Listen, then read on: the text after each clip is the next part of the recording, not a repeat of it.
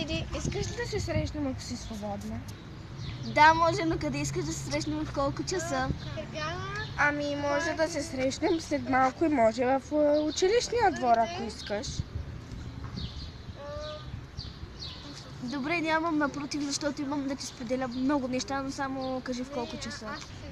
Нямам търпение да чуя какво искаш да ме споделиш. И без това аз ти казах, може да се срещнем след малко, което ще стане в 12:30. Добре, супер, само ще се приготвя и идвам.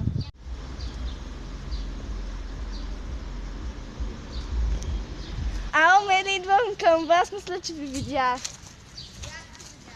Добре, айде, чао.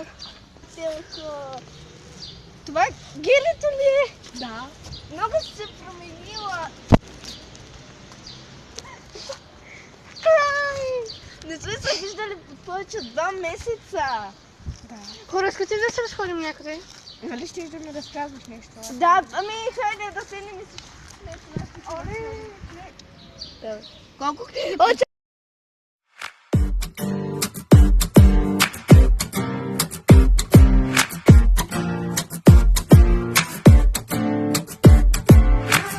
Помниш ме ти, нали? Помниш ли онзи поглед? Помниш ли този миг? Кажи, дали четеш в очите ми? Помниш ме ти, нали? Помниш ли както косваш моето тяло и кажи, дали усещаш още ти? Кожата ми, кожата ти изгарят, топи се бавно, бавно. Устните ми, устните ти разменяме ДНК малко по малко. Кожата ми, кожата ти изгарят, топи се бавно, бавно. Устните ми, по устните ти всеки път сливат се малко по малко. Още искам те, още мисля те, още търся те, сливаме се с теб. Но още искам те, още чувствам те, по-силни сме заедно.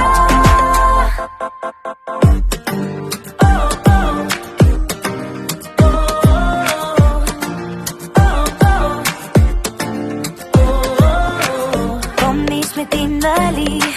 Помниш ли тези нощи? Помниш ли как блести едва луната по белата й?